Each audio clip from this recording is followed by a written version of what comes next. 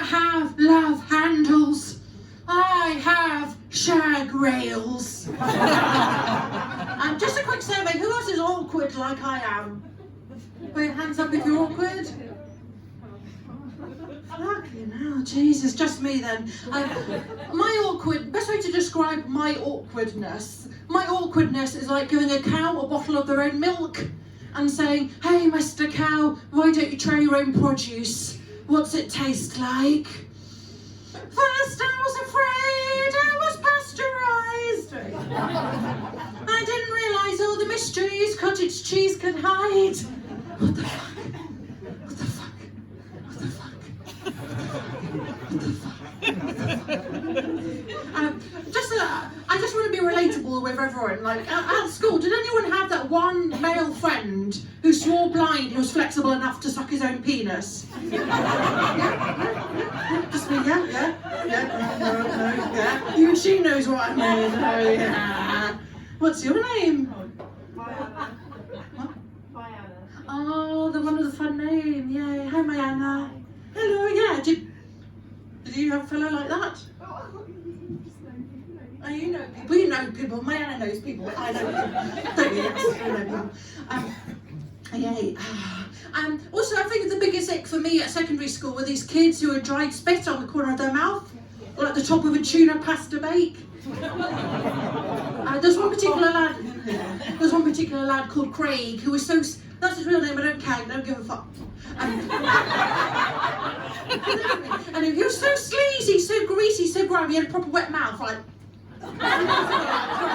Craig, hang out the girls' toilets.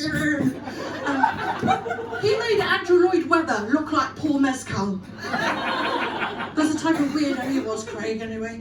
So having obviously awkward, and having a PCOS at school didn't help the whole awkward package. Now, PCOS is a hormonal condition that basically means my fanny don't bleed right. It's gross, I know, but it is true.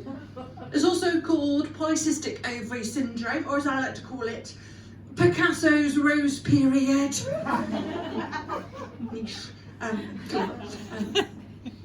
Now for me, basically a PCOS-induced period is my vagina spitting out blood like a Morrison's rotisserie chicken. Spits out oil like machine gun. Squashing. I was at a gig a few weeks ago and a guy in the front row instinctively covered the top of his pint like. I was like, calm down, Jesus, just metaphorical blood, Jesus. He coughed, yay. Cough laughing, yes. Now, he's nervous, he's like, stop it. Stop it, my quiet. Anyway, so what was I? One of the main, I had a coffee and I've had a massive bag of sweets. Okay, just so you know. And one of the main symptoms of PCOS is having extra body hair. Now, recently, before I do this bit, I had my arms waxed, so they're not quite as hairy as they normally are. So just suspend your imagination, yeah. Yeah. All right. So, could you confirm that I'm a hairy lady? For the purposes of the joke, yes. Shuffle it. Shuffle it. Put it back in the pack. Is it the 8 of Hearts? Yeah. Magic trick. And I'm also a little bit dyspraxic, which means my balance and my depth perception is poor. And that's particularly irritating as it means that I can't ride bicycles or scooters or people. The clumsiness and hairiness combined meant that a guy at school nicknamed me Caveman. It's okay, I called him fossilised shit. All this bullying because of my appearance means I'm really conflicted with body positivity. I'm all for these girls being like, yes, queen, serve, but all I have is the memory of a boy in year 7 at school shouting out to me, "Oi mate, you've got bigger sideburns than my dad." Thanks. Unlike your dad, I've actually shagged your mum. Obviously I was 14 and incredibly painfully awkward, I wouldn't have done it. Relatable, huh? So I read somewhere that if you peel wrappers off of bottles, you're sexually frustrated. I'm so socially frustrated, I peel the toilet roll off its tube.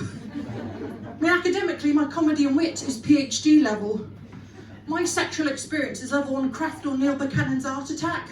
I know it's quite a big phase for millennial women, particularly on TikTok, to proclaim that they are indeed on their Fleabag era. Like, I'm on my Fleabag era. I'm in my Fleabag era. I have 0 life experience. If anything, I'm in my What's the Story on Balamori era. We're married to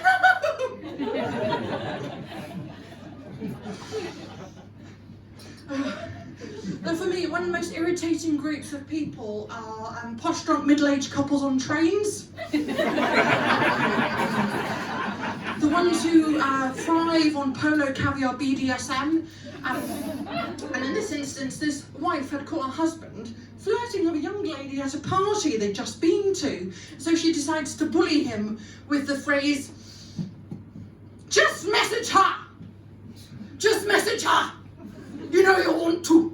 And then she shouts out at the top of her lungs in a very full train carriage in full earshot of everyone on said train, "Why do you just take me to the toilet and fuck my brains out?"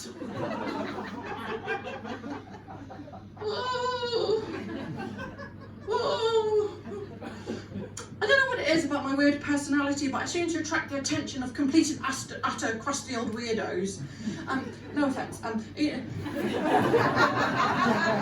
know in vintage films where if a chap had his eye on a woman, he'll send over a bottle of wine or champagne in order to seduce the lady at the party, yes? Once at a cafe, a creepy, crusty old man constantly sent over Diet Cokes to my table.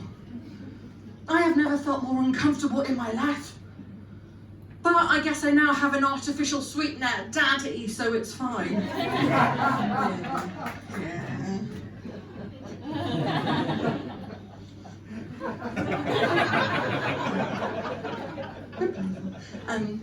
Anyway, another creepy guy, of a few years ago, and I have a lot of weird train stories, and there's a chap sat opposite me, like really old gammy fellow, and he keeps like eyeing me up and down, like proper perving over me, proper staring at me, and I felt so uncomfortable.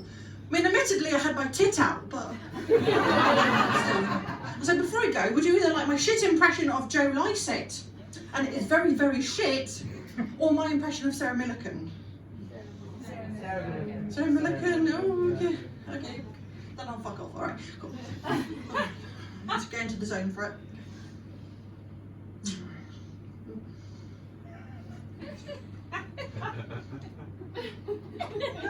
Hello, it's me, Sarah Millican. Why don't you have a little cup of tea? A chocolate digestive and have a tiny little wank. And you like to know, I love the area soir.